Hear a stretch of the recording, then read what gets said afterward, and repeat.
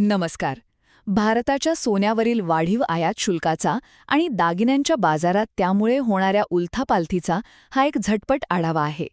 सरकारने सोने आणि चांदीवरील आयात शुल्क थेट 15% वाढवल्यामुळे सणासुदीच्या तोंडावरच सोन्याचे दर अक्षरशः भडकले आहेत. म्हणजे बघा ना, ट्रॅफिक कमी करण्यासाठी एखाद्या व्यस्त हायवेवर अचानक टोल टॅक्स वाढवावा, अगदी तसाच हा प्रकार आहे. तर आपला पहिला मुद्दा हा आहे की सरकारने हे पाऊल नक्की का उचलले. कच्च्या तेलाच्या वाढत्या किमती आणि जागतिक तणावामुळे आंतरराष्ट्रीय व्यापारासाठी लागणारे आपले मौल्यवान डॉलर्स म्हणजेच परकीय चलन वाचवणे हे यामागचं मुख्य उद्दिष्ट आहे. खुद्द पंतप्रधानांनी तर नागरिकांना चक्क 1 वर्ष सोने खरेदी न करण्याचं आवाहन केलंय. पण आपल्या लग्नसराईच्या देशात हे खरोखरच प्रॅक्टिकल आहे का?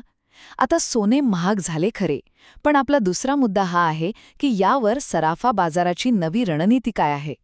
जेव्हा नवीन गाड्यांचे दर गगनाला भिडतात तेव्हा डीलर्स जसे जुन्या गाड्यांच्या एक्सचेंजवर भर देतात ना, अगदी तसंच टायटन आणि कल्याण ज्वेलर्ससारख्या मोठ्या कंपन्या आता ग्राहकांना टिकवण्यासाठी जुने सोने बदलून देण्याच्या योजना आणि कमी कॅरेटच्या दागिन्यांवर लक्ष केंद्रित करत आहेत. पण या सगळ्याचा एक डार्क साईडसुद्धा आहे, आणि तो आहे आपला तिसरा आणि शेवटचा मुद्दा: मागणीतील घट आणि तस्करीचा वाढता धोका. यावर्षी सोन्याच्या मागणीत 5 ते 7% घट होण्याची शक्यता आहे.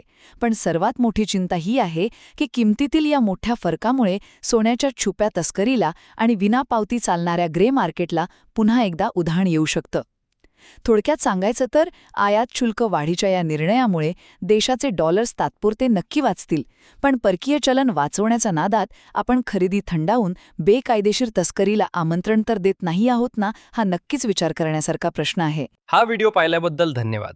कृपया लाईक आणि शेअर करा आणि अशाच इंटरेस्टिंग व्हिडिओसाठी आमच्या YouTube चॅनलला नक्की भेट द्या.